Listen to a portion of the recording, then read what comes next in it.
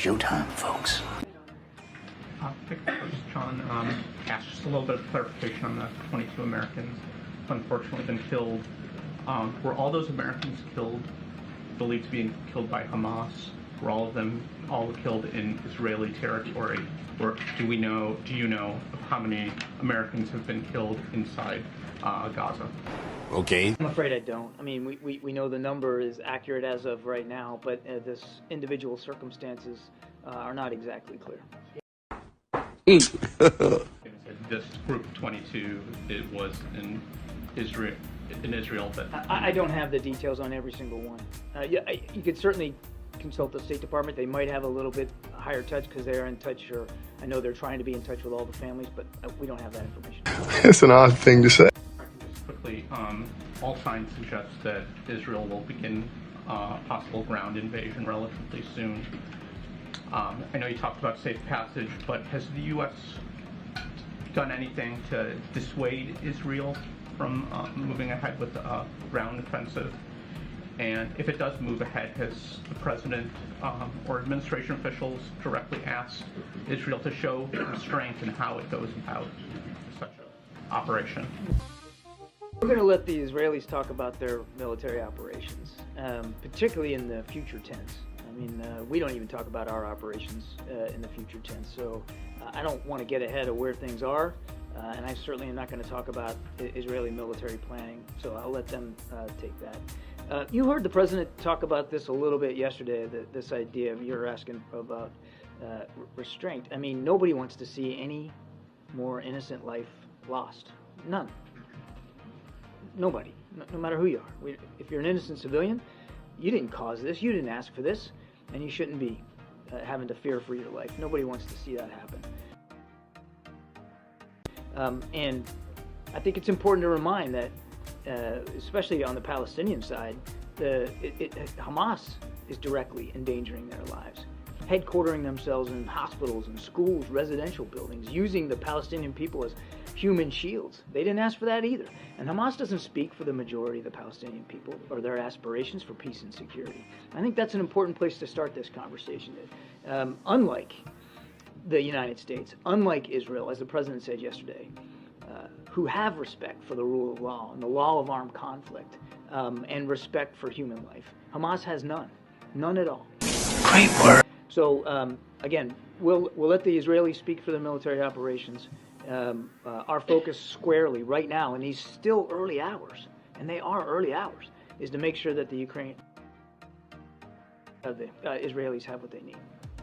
So. I just want to clarify the numbers here. I think, Karine, you just said that 17 Americans remain missing. Is that the latest number? I think yesterday you had said 20. I just want to make sure we're operating off of the same thing. There is 17 that are missing and 22 that are dead. Mm-hmm. And is there anything you can share with us about anything you know about the condition of the hostages? And also, has there been any kind of communication with Hamas, either directly or with our allies or partners, about securing their release? Is there any kind of receptiveness that they've shown even to talking about this issue?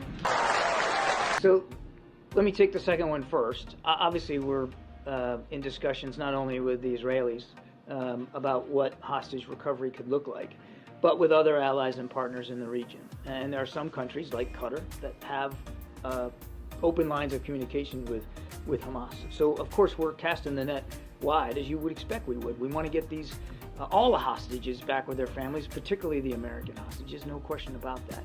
Now where they are and in what condition, no. Sadly, we don't know. And that makes efforts very, very difficult, and again, in these early hours. But we don't know. We don't know where they are. We don't know if they're all in one group or broken up into several groups. We don't know if they're being moved and with what frequency and to what locations. All of those questions we're working hard to answer. I understand you're casting a wide net, but has any communication actually been made with Hamas? I'm just going to leave the answer the way I gave it to you. You can say that again. I think just like in any other case when we're talking about getting Americans home overseas that have been held hostage or wrongfully detained, the less you say out there publicly, the better. Okay, you know what? Thank you. And two on this region and one on another in this hemisphere that I know some outlets in this room have questions about. First, on the humanitarian corridor. is it accurate that the Egyptians have rejected calls to allow for one? I think you'd have to talk to the Egyptian authorities on that. Talks continue, or We believe that safe passage is important, and we want to see safe passage, a safe passage corridor opened up. We also believe it's important that humanitarian assistance have a way to continue to get to the Palestinian people. And as Jake mentioned yesterday, we're in active discussions with the Israelis and with the Egyptians about that.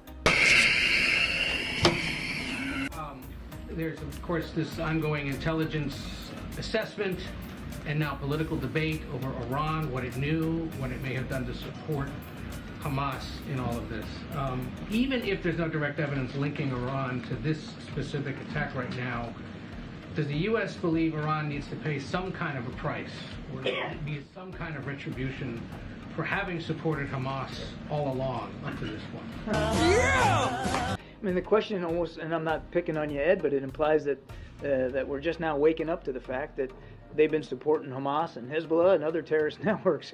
Hamas is one of the most highly sanctioned terrorist networks on the planet, largely because of what we've been doing here in the United States to target them.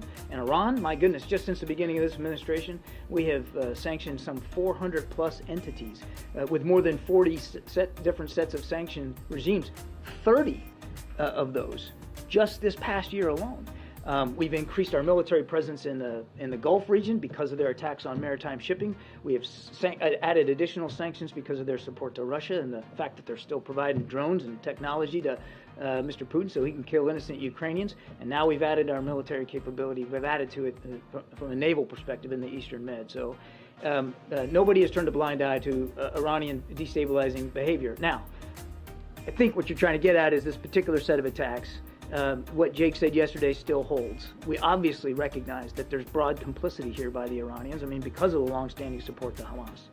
Hamas wouldn't have been able to function at all had it not been for propping up by the Iranian regime. But we haven't seen any specific evidence that tells us they were witting, involved in the planning, or involved in the resourcing and the training that went into this very complex set of attacks over the weekend.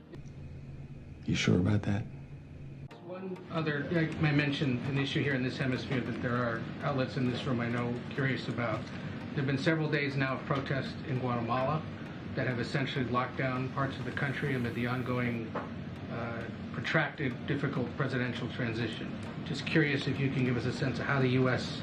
is monitoring that and whether it has any message for protesters who continue to hold up some parts of society that have blocked gasoline and food shipments to parts of the country. We certainly aren't going to involve ourselves in internal Guatemalan politics. We obviously believe in free and fair elections. Hey, y'all, come look at this. We believe in democratic voices, and we certainly believe in the right of peaceful protest. People should have the right to protest, whatever they want to do, as long as they do it peacefully and in a way that doesn't put others at harm. I think I'll leave it at that. A few moments later.